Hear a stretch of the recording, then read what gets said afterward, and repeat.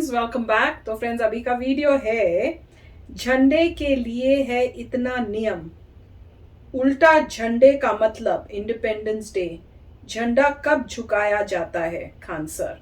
तो चलो देखते हैं, बताएंगे कि रूल्स क्या हैं फ्लैग के।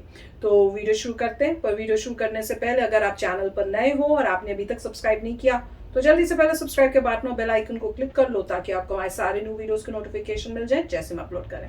अगर आपको वीडियो पसंद आता है प्लीज लाइक एंड शेयर। चलिए शुरू करते हैं।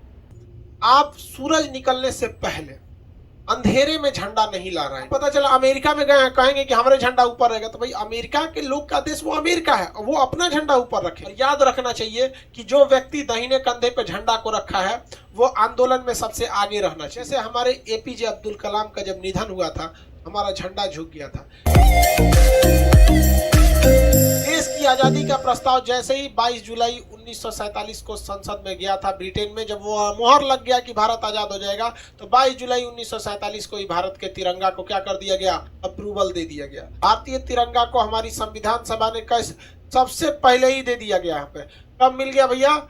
22 जुलाई 1947 को हमारे तिरंगा को क्या मिल गया भैया? अनुमति मिल गई थी। इस दिन संविधान में क्या, ब्रिटेन में क्या हुआ था भैया? तय हो गया कि भाई भारत की आजादी अब फिक्स है, तो हमारा तिरंगा हो गया। भारतीय तिरंगे का डिजाइन किसने किया? पिंगली वेंकैया ने किया। इसकी लंबाई और चौड़ाई में जो रेशियो रहता है कितना होता है आपको पता ही होगा, 3:2। लंबाई और चौड़ाई में रेशियो कितना होता है? 3:2। इसके बीच में अशोक चक्र है, एक नेवी ब्लू कलर का क्या है, चक्र है, जिसमें कितनी तीलियां हैं? 24 तीलियां हैं। ये 24 तीलियां किसको दर्शाती हैं? ये 24 तीलियां हमें दर्शाती हैं कि हमें राष्ट्र निर्माण के लिए 24 घंटे अथक रूप से चलते रहना है। 24 घंटे हमारी देश का विकास होना चाहिए। इसलिए 24 घंटे को विकास को दर्शाने के लिए जो एटीएम 24 घंटे खुले रहते हैं और हफ्ता में 7 दिन चलते हैं, 24/7 इसे लिखा जाता है।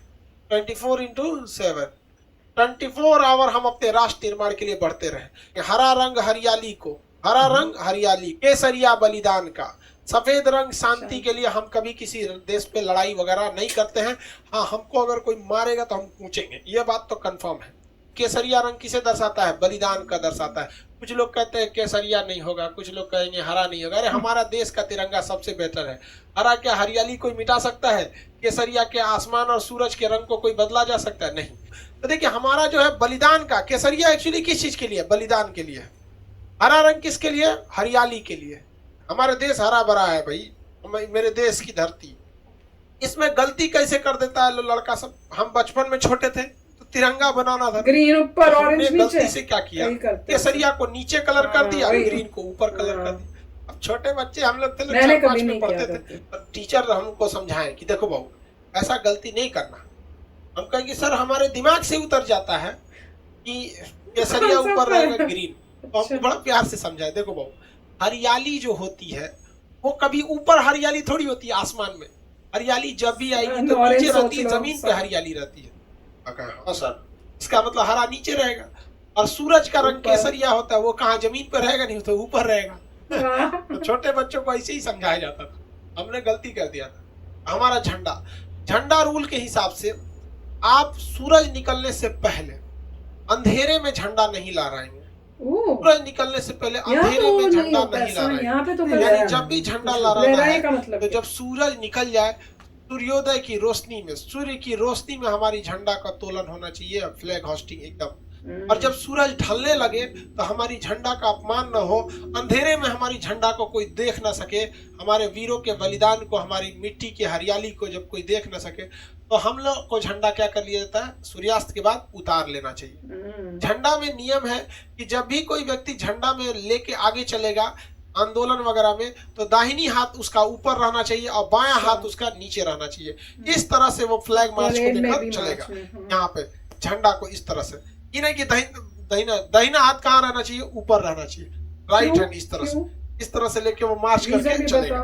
अब जैसे मान के चलिए कि अगर सैनिक है, अगर हमारे देश के सैनिक हैं, तो सैनिक को परेड वगैरह लंबी दूर तक नहीं रहता। मान के चलिए किसी को आंदोलन करके लेके जाना है झंडा, तो उसे क्या करना है? अपनी गाड़ी पर झंडा सबसे ऊंचा रहना चाहिए। अगर आप किसी धार्मिक झंडे को इस झंडे के साथ लगाना चाहते हैं या भारत में रहकर किसी अन्य देश का झंडा लगाना चाहते हैं, तो कोई भी झंडा भारत के झंडा से ऊपर नहीं हो सकता। जैसे मान के चलिए किसी को अपना केसरिया झंडा लगाना है, किसी को हरा, किसी को लाल, किसी को गुलाबी, किसी को कुछ भी, तो वो इस झंडे से नीचे रहना चाहिए। हमेशा हमारे नेशनल फ्लैग का रेस्पेक्ट बना रहना चाहिए। हमारे झंडे से ऊपर किसी का झंडा नहीं रहना चाहिए, किसी को कोई दिक्कत नहीं। देश के अंदर अब पता चला अमेरिका में गए, कहेंगे कि हमारे झंडा ऊपर रहेगा, तो भाई अमेरिका के लोग का देश वो अमेरिका है और वो अपना झंडा ऊपर नहीं, तो बेवकूफी हो जाएगी ना भाई। आपका नियम अपने देश में लगता है। अब एक चीज और ध्यान दीजिएगा, मान के चलिए रूस के राष्ट्रपति व्लादिमीर पुतिन भारत में आए, तो व्लादिमीर पुतिन जब भारत आते हैं तो बताइए उनके सामने उनका झंडा नीचे रखेंगे, हमारा झंडा ऊपर हो जाएगा, तो भाई उनको भी तो खराब लगेगा। हर व्यक्ति को तो अपना देश प्यारा होता है। तो जब कई सारे झंडे एक साथ लगे हों तो भारत का झंडा उस झंडे के दाहिने साइड रहना चाहिए। कहाँ रहना चाहिए? दाहिने साइड। मान के चलिए रूस अभी हमारा मित्र है, तो हमारा अपने मित्र को तो हम भी निराश नहीं न करेंगे। नेशनल भाई सबके लिए इक्वलिटी की बात है। तो जब कभी भी आप अपने देश में किसी दूसरे के झंडे को बराबरी रखते हैं, जैसे कोई भी देश, आप पाकिस्तान वालों की बात नहीं कर, भारत वाले, रूस वगैरह की बात, तो हमें क्या करना है? उसको राइट साइड में रखना है। अपने झंडे को कहाँ रखना है? Right side. अगर कोई आंदोलन या जैसे किसान आंदोलन चल रहा है, तो किसी को अगर उसमें तिरंगा लेके जाना है और अगर दाहिनी हाथ से उठा के ऐसे थक गया है, बेचारा कितना दूर ले जाएगा? सैनिक तो है नहीं, आम आदमी सैनिक की तो नहीं रहता है, तो उसे अपने दाहिने कंधे पे क्या करना है? झंडे को ऐसे रखना है, दाहिने कंधे पे झंडे को रख के लेके चलना है। और याद रखना चाहिए कि जो व्यक्ति दाहिने कंधे पे झंडा को रखा है वो आंदोलन में सबसे आगे रहना चाहिए। आंदोलन में क्या रहना चाहिए? सबसे आगे रहना चाहिए। और झंडा कभी भी जमीन से टच नहीं होना चाहिए, इससे हमारे झंडे की क्या हो जाएगी? बेइज्जती होगी। तो झंडा ऐसे तो उसे दाहिना हाथ रख के झंडा को हमेशा ऊपर लेके रखना है, लेकिन जब कभी भी थक जाएगा तो उसे कहाँ रखना है?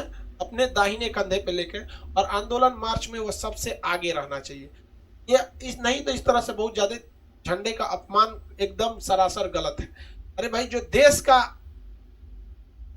प्रेम नहीं कर सका उसको वो क्या करेगा? खुद को सुसाइड करके मर जाना चाहिए। क्योंकि यार एक जानवर को भी अपने खूंटा से बहुत प्रेम होता है।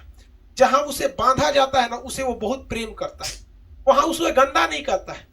और कैसे लोग हमारे देश को लोग उल्टा सीधा बोल देते हैं। हम अपने झंडे का देखिए, एक जाने अनजाने में कभी हो गया, जैसे कभी अब 26 जनवरी को आप देखेंगे सड़क पे कभी कोई तिरंगा गिर गया, तो कोई जानबूझ के नहीं फेंका होगा, जाने अनजाने में उसे गिर गया होगा। तो आप कम से कम उसे उठा लीजिए। जो अपने देश का सम्मान नहीं कर सकता उसे नरक में भी जगह नहीं देना चाहिए। उसके लिए नरक से एक अलग नरक बनाना चाहिए, तो उसको मरक बनाए। उसको राष्ट्र चीज हमेशा आगे रहना चाहिए। लेकिन कभी कभी हमारे देश पे बहुत बुरा संकट आ जाता है, तो जब कभी भी देश पर बुरा संकट आता है तो झंडा को उल्टा लहरा दिया जाता है। भाई हमारे देश का झंडा सबसे अच्छा रहना चाहिए। तिरंगा बातें अलग है भाई, हमारे देश के झंडा की सबसे बेहतरीन। पहली बार भारतीय झंडे को विदेश में किसने लहराया था? किसी ने कोई बता सकते हैं? जर्मनी के शहर स्टुटगार्ट में लहराया गया था 1907 में। किसने लहराया था बताइए? अंतर्राष्ट्रीय सम्मेलन में हमारा तिरंगा सबसे पहले किसने लहराया था? मैडम भीखाजी कामा। एक सैल्यूट उस वीर महिला के लिए। भारतीय स्वतंत्रता की जननी कहा जाता है मैडम भीखाजी कामा को। तिरंगा झंडा लहरा दिया था 1907 में, जब हम गुलाम थे तब लोगों ने देखा कि भाई ये किसका झंडा है, तब पता चला कि भैया ये देश भारत का ये क्या है? झंडा है। अब देखिए झंडा के साथ दो कंडीशन। ये जो झंडा ऐसे सीधा है, अगर हम इसे ऐसे कर देंगे झंडा को, तो टेबल कुर्सी पे जब झंडा रहता है तो दो झंडे ऐसे रह जाए तो कोई दिक्कत नहीं है। दो झंडे अगर तिरछा हो जाए तो कोई प्रॉब्लम नहीं है। जैसे ये देखिए, अभी कोई दिक्कत नहीं, अभी कोई दिक्कत नहीं है, अभी कोई दिक्कत नहीं। लेकिन अगर हमारे राष्ट्रीय स्मारक जैसे सुप्रीम कोर्ट, राष्ट्रपति भवन, इस सब पे अगर जो झंडा सीधा लगता है वहां का झंडा तिरछा नहीं होना चाहिए। जैसे राष्ट्रपति भवन का झंडा है, अगर इस झंडे को इस तरह से झुका दिया गया तो समझ जाइएगा कि देश का बहुत बड़ा क्षति हुआ। राष्ट्रीय शोक अगर होता है, दुख दर्शाया जाता है कि ऐसा दुख जो पूरे देश को लगा है, तो उसमें राष्ट्रीय झंडा झुकना चाहिए। जैसे हमारे एपीजे अब्दुल कलाम का जब निधन हुआ था, हमारा झंडा झुक गया था। हमारे पूर्व राष्ट्र प्रधानमंत्री अटल बिहारी वाजपेयी जी का जब निधन हुआ था, हमारा झंडे को क्या किया गया था? झुका दिया गया था। तो जब देश को एक अभूतपूर्व, एक बहुत बड़ी क्षति हो जाती है, कोई बहुत बड़ा देशभक्त या बहुत बड़े व्यक्ति की जब निधन हो जाती है, राष्ट्रीय शोक मनाने के लिए, ये दिखाने के लिए कि हमारा पूरा देश आज शोक में डूबा हुआ है, हम अपने झंडे को क्या करते हैं? झुका देते हैं। अब एक होता है उल्टा झंडा। उल्टा झंडा का मतलब ऐसे नहीं होता है कि लकड़ियां ऊपर कर देंगे, ये उल्टा झंडा नहीं है। उल्टा झंडा का सेंस क्या होता है कि केसरिया कहाँ हो जाएगा, नीचे, केसरिया कहाँ हो जाएगा, नीचे, और ग्रीन वाला कहाँ हो जाएगा, ऊपर। उल्टा झंडा का मतलब होता है कि हमारे राष्ट्रीय शोक है, मतलब कोई विकट परिस्थिति आ गई, भयानक भूकंप आ गया हो, भयानक कोरोना कंट्रोल के बाहर हो गया है, त्राहिमाम त्राहिमाम हो गया है, कोई बहुत बड़ा जल सैलाब आ गया है, बहुत भूकंप टाइप का कुछ या सुनामी टाइप का कुछ आ गया, राष्ट्रीय संकट आ गया है, तो अब हम अपने झंडे को क्या करते हैं, उल्टा कर देते हैं। अपने झंडे को क्या करते हैं, उल्टा करते हैं। भगवान न करे कभी हमारे देश पे ऐसा संकट आए, हमारी भारत माँ का झंडा हमेशा लहराता रहे शान से एकदम। यहाँ पर राष्ट्रीय शोक जो है भाई हमारे देश में कभी कभी तो होते ही रहते हैं, जैसे साइंटिस्ट अब्दुल कलाम, अटल बिहारी वाजपेयी, ये लोग हमारे, इनका गुजरना हमारे लिए भाई साहब एक तो बहुत बड़ा क्षति है। भगवान न करे हमारे झंडा कभी उल्टा हो, ऐसा कोई संकट ना आए देश पर, भगवान स्पेशल ध्यान दीजिएगा, हमारा देश का झंडा सीधा ही रहे। तो फ्रेंड्स बहुत ही प्यारा वीडियो था और इतना कुछ बताया, पूरा फ्लैग का आपको पता चल जाएगा इससे। और मुझे मोस्टली सब कुछ पता था, सिर्फ ये नहीं पता था कि उल्टा भी ग्रीन और ऑरेंज को अगर आप कर दो, सैफरन और उसको उल्टा कर दो तो इसका ये मतलब होता है। पर काफ़ी इन्होंने अच्छा बताया और मैं कंपेयर कर रही थी, सोच रही थी यूएसए में क्या ऐसा होता है, तो मुझे नहीं लगता कि इतना स्ट्रिक्टनेस यूएसए में है, क्योंकि जैसे कह रहे हैं, क्योंकि यहाँ पे आप देखोगे कि अमेरिकन फ्लैग सबसे ऊंचा होना चाहिए, बाकियों के नीचे ना, ऐसा कुछ नहीं है। अगर आपने मेरे व्लॉग्स देखे हैं तो यहीं पर है, वहां पे आपको दिखेगा कि 3 फ्लैग्स लगे हुए हैं, जिसमें से एक यूएसए का फ्लैग और सेम इक्वल हाइट के होते हैं। तो ऐसा कुछ नहीं है इसमें, और कोई भी लगा सकता है, कहीं पे भी लग सकते हैं। तो यहाँ पे कह रहे थे ना कि सुबह लगना चाहिए और शाम को नहीं, आप उनको वहां पे रख नहीं सकते हो। तो यहाँ पे तो पूरा दिन रात वो परमानेंट लगे हुए होते हैं। अगर आप अपार्टमेंट कॉम्प्लेक्सेस देखोगे तो अपार्टमेंट वालों ने भी अपना एक फ्लैग लगा सकते हैं, कहीं पे भी लगा सकते हैं। तो ऐसे कोई रूल्स है नहीं कि भाई आपको ये करना है, या रूल्स हैं कि आपका जो है उसको आप रेगुलरली झंडे को वॉश करिए, मतलब अच्छे से मेंटेन करिए, उसकी लकड़ी टूटी नहीं होनी चाहिए, अच्छी शेप में होना चाहिए। तो ये रूल्स हैं कि अच्छी कंडीशन में होना चाहिए, मगर अच्छी कंडीशन में उसको फर्क नहीं पड़ता, आप टेढ़ा कर लीजिए वो कोई प्रॉब्लम नहीं है। एज लॉन्ग आप रिस्पेक्ट कर रहे हैं, इट इज ओके। अपनी कार के ऊपर लगा सकते हैं, घर के ऊपर, ये यहाँ पे माना जाता है कि नेशन की प्राइड है, आप जहाँ भी यूज करिए। कोई चलता हुआ बंदा ये लेके जा सकता है, कोई अपनी कार के ऊपर लगा सकता है, कोई घर के ऊपर लगा सकता है, जहां मर्जी लगाइए, मगर फ्लैग अच्छी कंडीशन में होना चाहिए। तो ये यहाँ पे बहुत अच्छा बताया था कि जो भी इंडिया के नॉर्म्स हैं वो अच्छे हैं। और पहले इंडिया में ऐसा होता था कि अलाउड था सिर्फ गवर्नमेंट एसेट्स पे, गवर्नमेंट चीज। मेरे ख्याल से अब मेरे ख्याल से रिलैक्स किया था शायद, कि किसी त्योहार में मेरे ख्याल से हर कोई लगा सकता है।